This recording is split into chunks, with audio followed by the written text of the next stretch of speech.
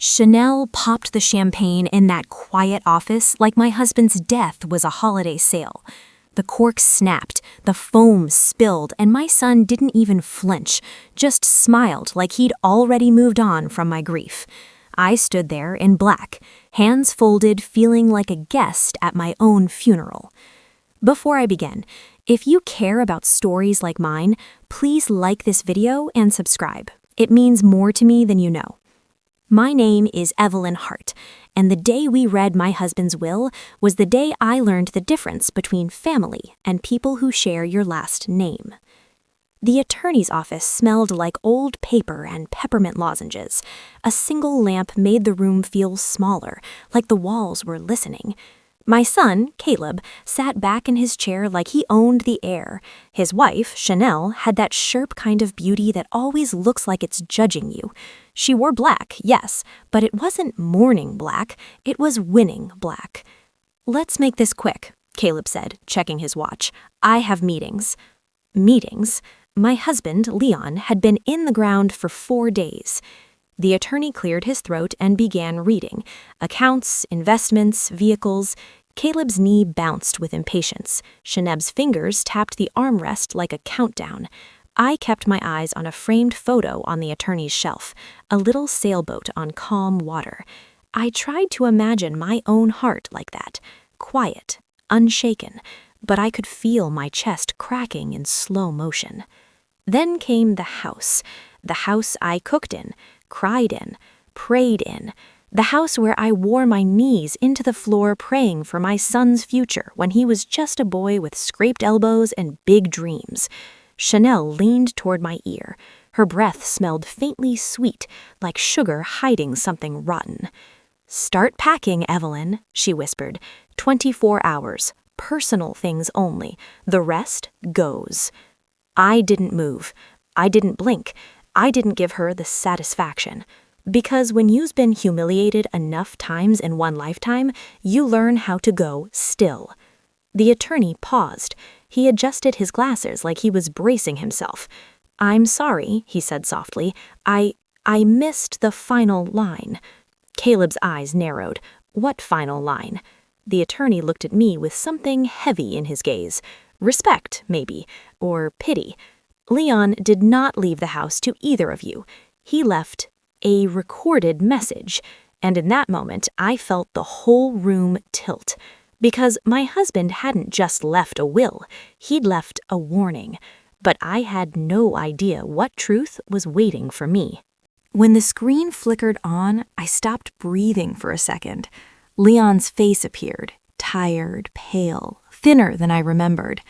But his eyes were still my Leon's, sharp, quiet, like he was about to tell the truth even if it cost him everything. Chanel's smile slipped, just a little. Caleb sat up straight, like someone had snapped a leash. Leon spoke slowly, the way he always did when he wanted people to listen. "Evelyn," he said, and my name sounded different coming from the dead, like a warm hand on a cold shoulder. "If you're watching this, it means I'm gone." My hands trembled in my lap. I tried to hide it by folding them tighter. I didn't want my son to see me shaking, not because I was ashamed, because he didn't deserve to see what he'd done to me. Leon took a breath on the screen, like his ribs hurt.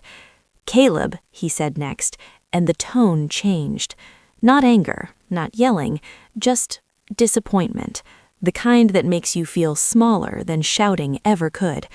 "My son," Leon said, "you think you've been clever."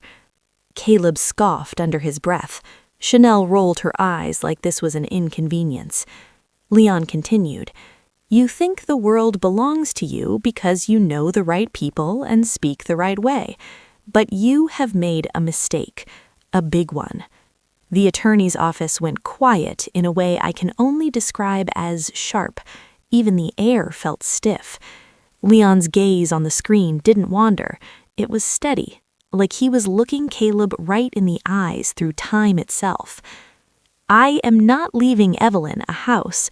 I am leaving her the right to decide what happens to everything under that roof." Chanel's nails dug into the armrest. I saw it, the way her knuckles turned white, the way her jaw tightened like she wanted to bite through her own pride. Caleb laughed, a short, ugly sound. Dad was sick. He didn't know what he was saying. I looked at my son then, really looked at him, and I realized something that made my stomach drop. He wasn't sad. He wasn't confused. He was afraid. Leon's video shifted. A document appeared on the screen, something that looked official. There were signatures, a date, a stamp. The attorney leaned forward. Caleb stood up so fast his chair scraped the floor. "That's fake," he barked. "Turn it off." But I stared at the date, 3 months before Leon died, and there was Caleb's name, and suddenly I understood why Chanel had whispered 24 hours like she was so sure. They didn't plan to inherit the house. They planned to erase it, and that was only the beginning. When the screen flickered on, I stopped breathing for a second. Leon's face appeared, tired, pale, thinner than I remembered, but his eyes were still my Leon's, sharp, quiet, like he was about to tell the truth even if it cost him everything. Chanel's smile slipped, just a little. Caleb sat up straight, like someone had snapped a leash. Leon spoke slowly, the way he always did when he wanted people to listen. "Evelyn," he said, and my name sounded different coming from the dead, like a warm hand on a cold shoulder. "If you're watching this, it means I'm gone." My hands trembled in my lap. I tried to hide it by folding them tighter. I didn't want my son to see me shaking, not because I was ashamed, because he didn't deserve to see what he'd done to me. Leon took a breath on the screen, like his ribs hurt. "Caleb," he said next, and the tone changed. Not anger, not yelling, just disappointment. The kind that makes you feel smaller than shouting ever could. "My son," Leon said, "you think you've been clever." Caleb scoffed under his breath. Chanel rolled her eyes like this was an inconvenience. Leon continued, "You think the world belongs to you because you know the right people and speak the right way, but you have made a mistake, a big one." The attorney's office went quiet in a way I can only describe as sharp. Even the air felt stiff. Leon's gaze on the screen didn't wander. It was steady, like he was looking Caleb right in the eyes through time itself. "I am not leaving Evelyn a house," Leon said. "I am leaving her the right to decide what happens to everything under that roof."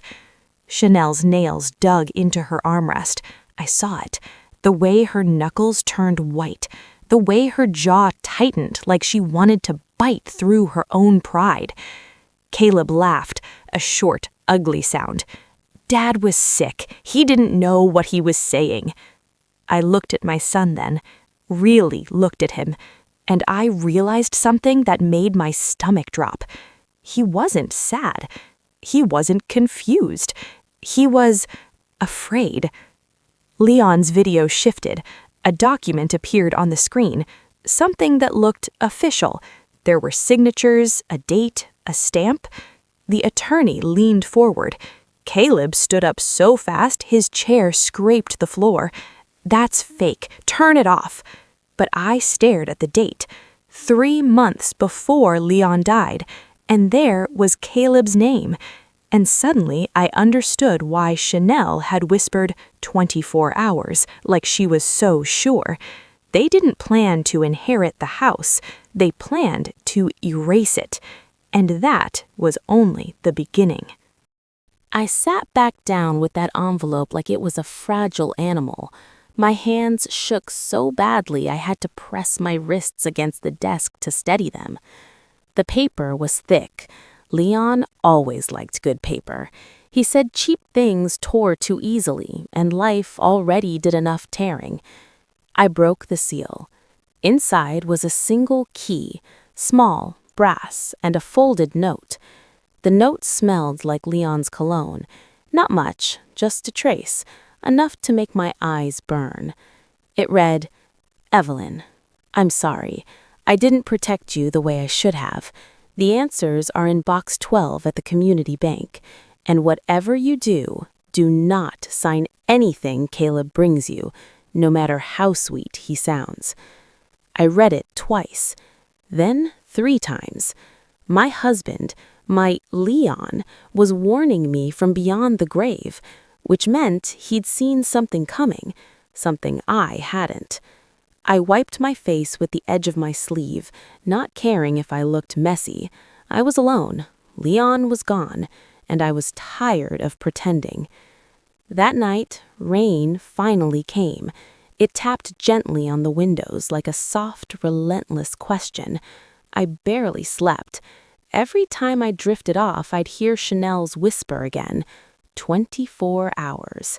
At dawn, I drove to the community bank with my coat buttoned wrong and my hair still damp from a shower I barely remember taking. The bank lobby smelled like carpet cleaner and old money. People stood in line for normal things, withdrawals, deposits, calm little errands. I wasn't there for normal. A young teller led me to a small room with a metal table. She brought a gray lockbox. "Box 12, she said. My fingers hovered over the keyhole. I hesitated, because opening that box felt like admitting my marriage held secrets I didn't know, and that hurt. Leon and I had shared 38 years.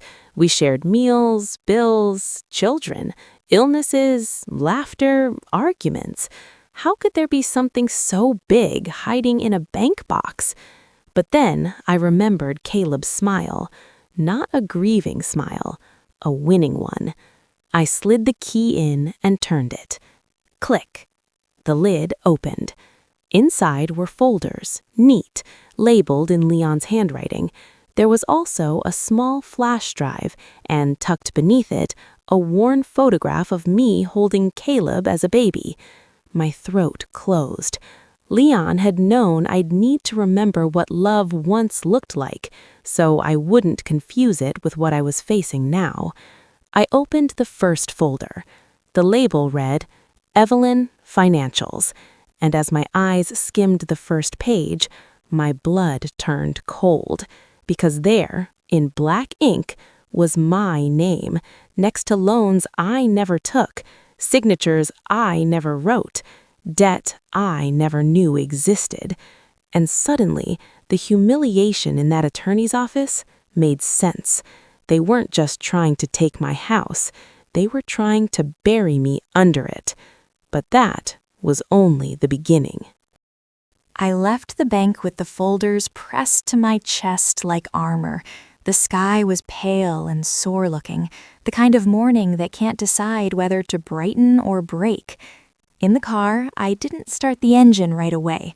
I just sat there.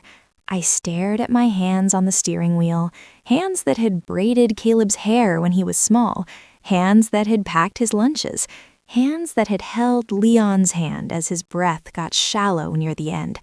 These hands didn't deserve this. And yet here it was, my name used like a tool. Back home, I spread the papers across my desk. The tea I poured this time stayed hot because I drank it quickly. My mouth needed something to do besides scream. There were multiple loans, not tiny ones, the kind that could swallow a person whole. And the addresses, some of the mail had been redirected, statements sent to a P.O. box I'd never heard of, a phone number listed that wasn't mine. Then I found a form, an authorization with a signature that looked like mine if you glanced quickly. But I didn't glance quickly. I have always been a woman who reads the fine print. Leon used to joke I could spot a lie in a grocery receipt. The signature was close, but wrong. My E always loops at the top. Always. This E didn't. I pressed my fingers to my lips. "My son," I whispered. "Oh, Caleb." I wanted to call him. I wanted to demand answers. I wanted to hear him say there was a mistake.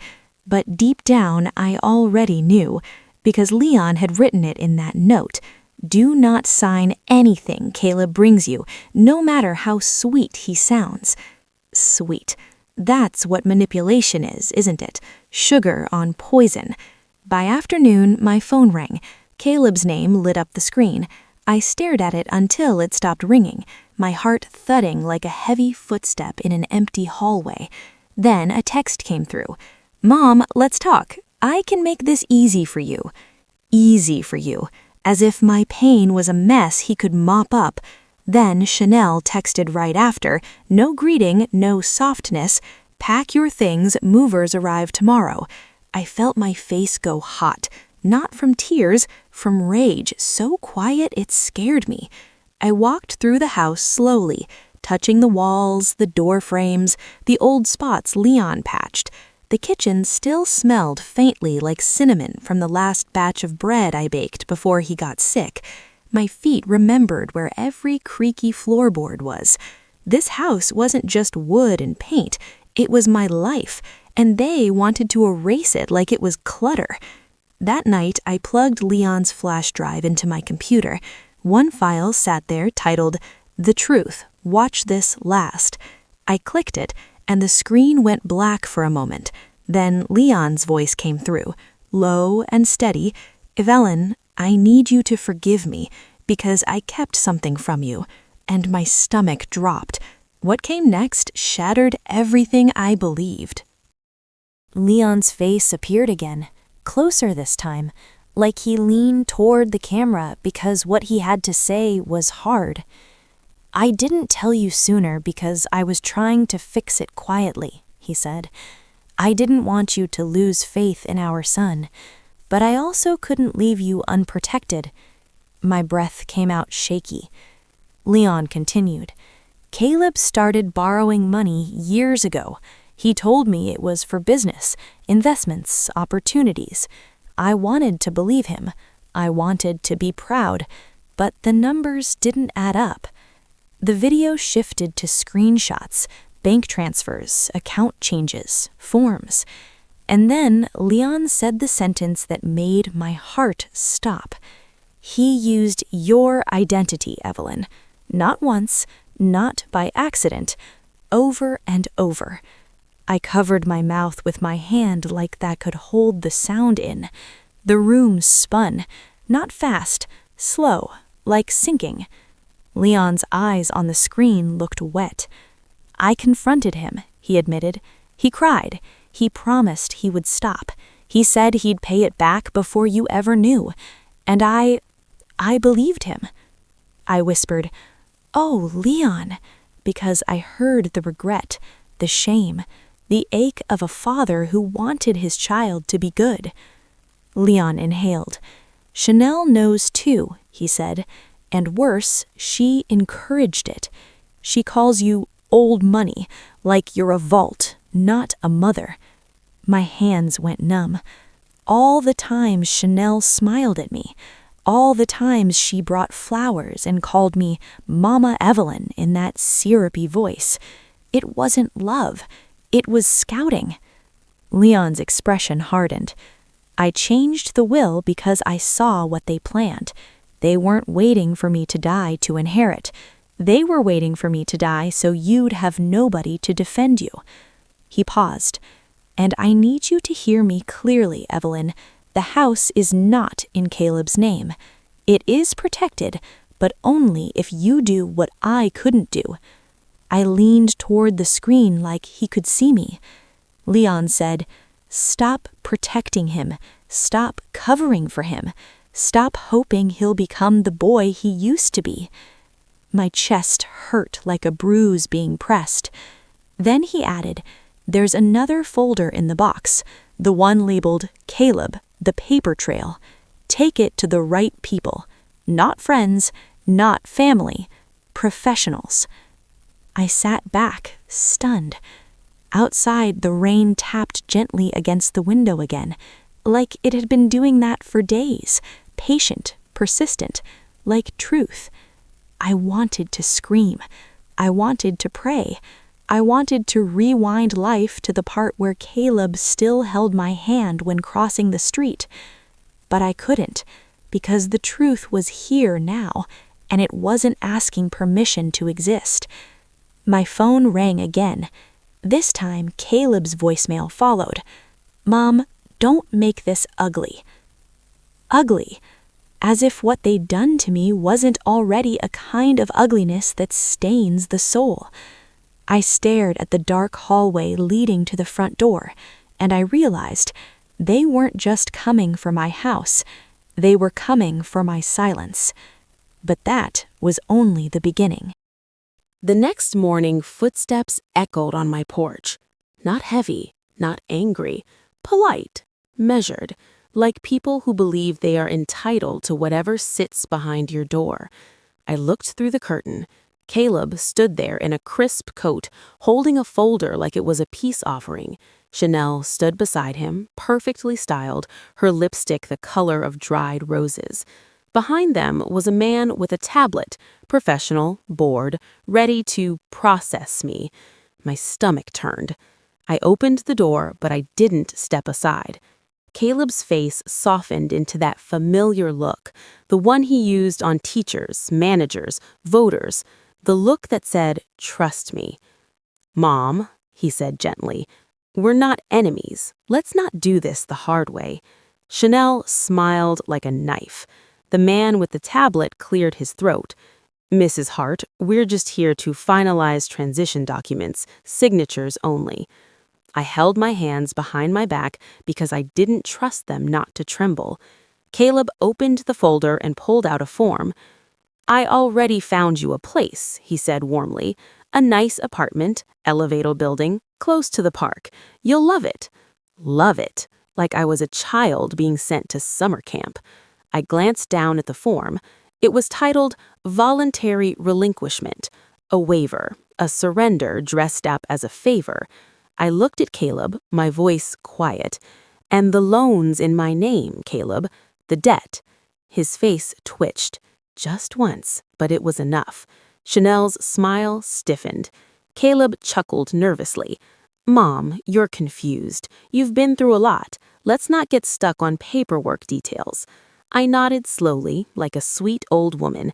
Then I said, "You're right, details matter. So tell me, why does this form list my address as a P.O. box I've never used?" The man with the tablet looked up. Chanel's eyes widened for half a second before she recovered. Caleb's voice dropped. "Mom, stop." I tilted my head. "And why does it say my phone number is different? Who changed that?" Silence, the kind that stings. Chanel stepped forward, her heels clicking sharp. "Evelyn, don't make a scene. Sign it. You'll be taken care of." Taken care of, like a burden. I took a slow breath. Then I said the sentence Leon would have been proud of. "I won't sign anything, and I've already scheduled a meeting with the bank and an independent advisor." Caleb's face darkened. "You did what?" Chanel's hand gripped his arm. I saw it then, panic hidden under polish, because they weren't prepared for me to stand up. They were prepared for me to fold.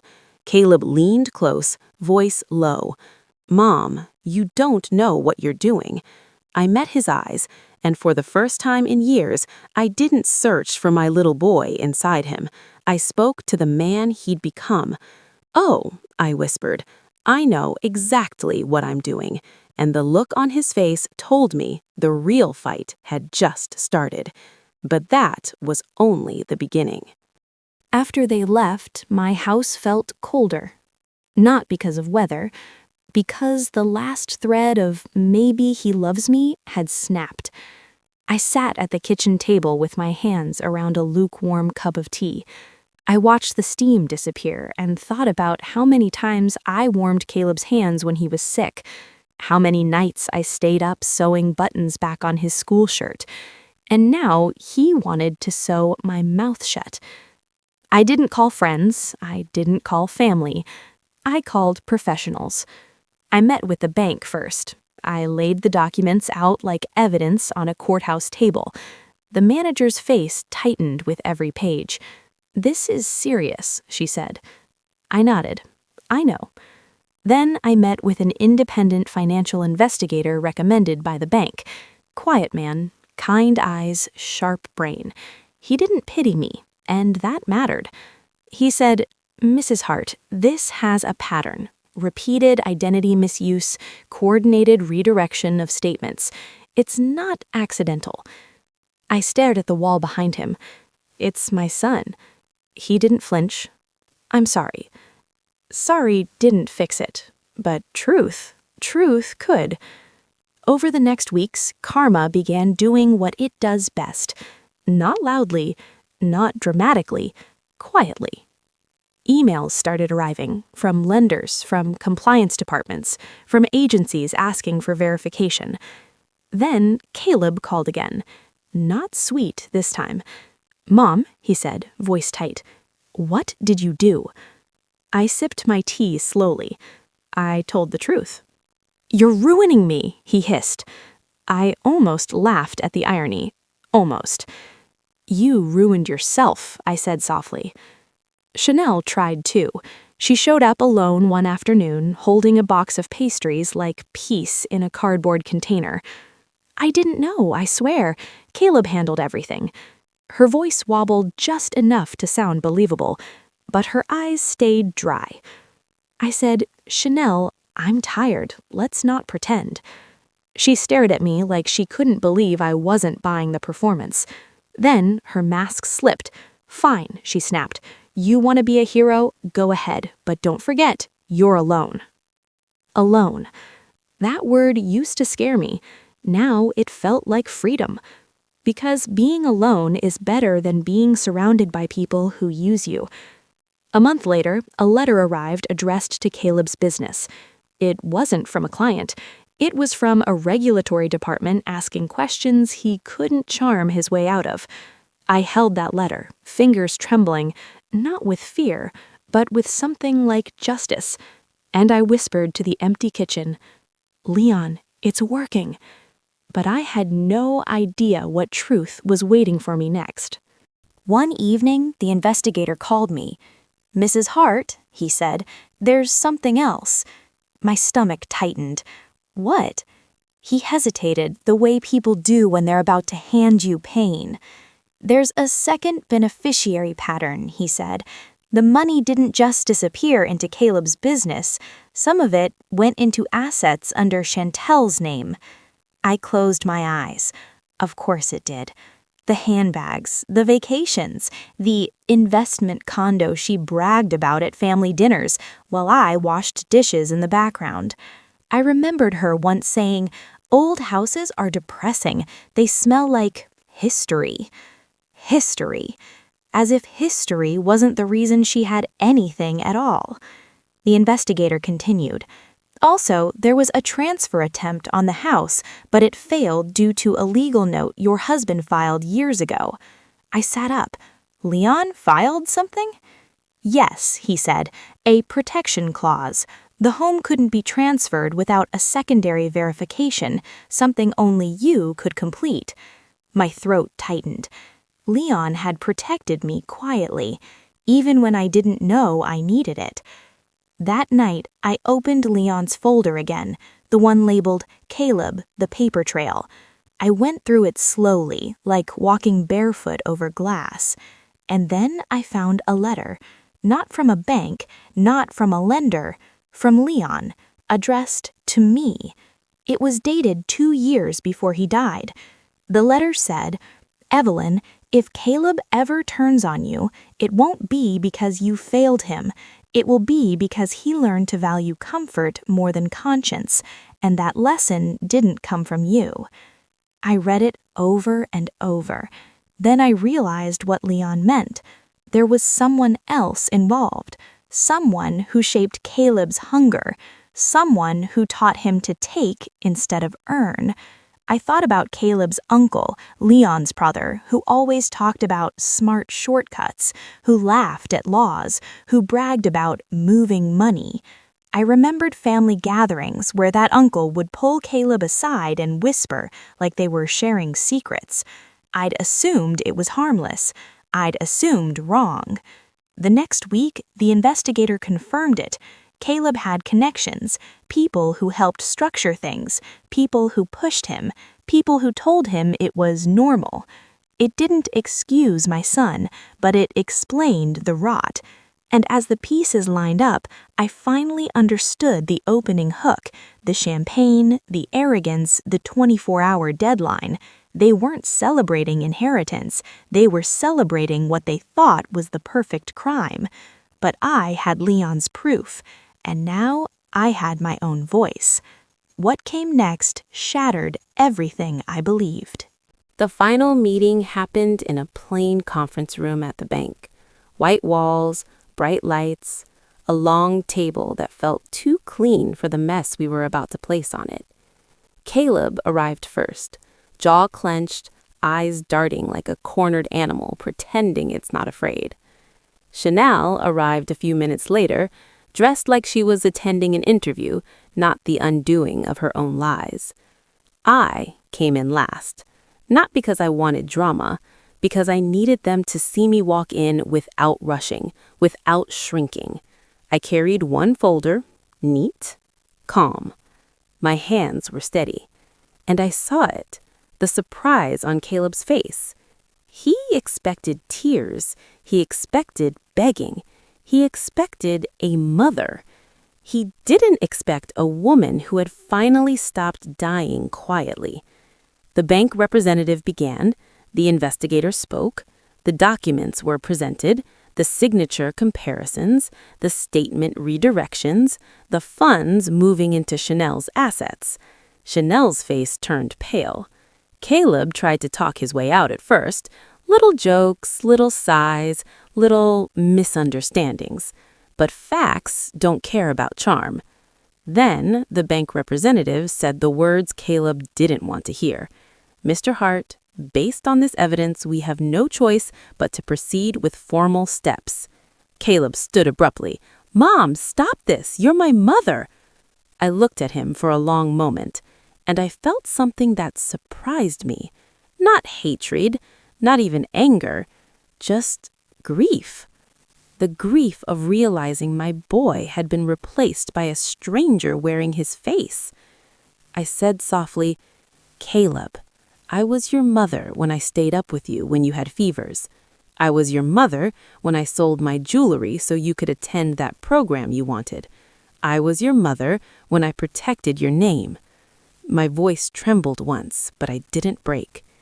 And you, I continued, you stopped being my son the day you decided my love was something you could cash.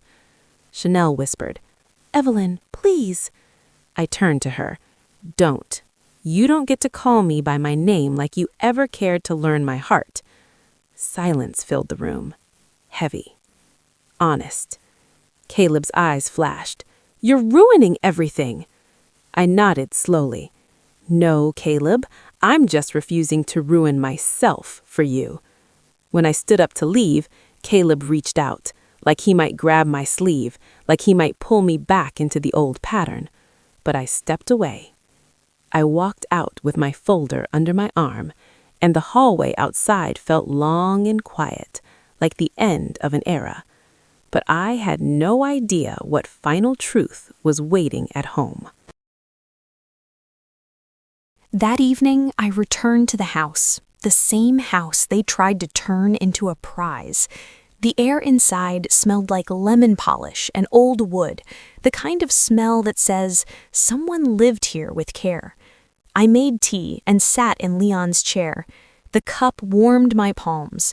My shoulders finally dropped, as if they'd been held up by fear for months and didn't know they could rest. I thought about the hook, the champagne, the whispered threat, the way my own child looked through me like I was furniture, and now the truth was clear. They didn't humiliate me because I was weak. They humiliated me because they thought my kindness meant I would never fight back. They were wrong. In the weeks that followed, consequences came like steady rain. Not dramatic, not loud, just inevitable. Caleb's finances were frozen pending investigation. Chanel's assets were questioned. Their world, built on borrowed respect and stolen security, began to wobble. And do you know what surprised me most? It wasn't the karma, it wasn't the justice, it was how quiet my house became. No manipulative calls, no fake sweetness, no threats disguised as help, just silence and peace. One afternoon, a letter arrived. Not from a lender, not from an agency, from Caleb. A handwritten note. 3 lines. Mom, I don't know how I became this person. I'm sorry, I miss Dad. I stared at that note for a long time. I didn't forgive him instantly. Forgiveness is not a light switch. But I did allow myself to grieve properly. For Leon, for my family, for the boy Caleb used to be. Then I placed the note in a drawer, not as a trophy, as a reminder that love should never be used as a weapon, that family doesn't mean access, that being a mother doesn't mean being a sacrifice altar forever. And here is the lesson I want to leave you with, the way a grandmother would, with gentle truth. If someone only loves you when you are useful, they do not love you. And if you spend your whole life shrinking so others can stand tall, you will wake up one day and realize you've been living like a ghost. Don't wait for that day. Choose yourself while you still can, because dignity is not something your children give you, it's something you keep. And I finally kept mine.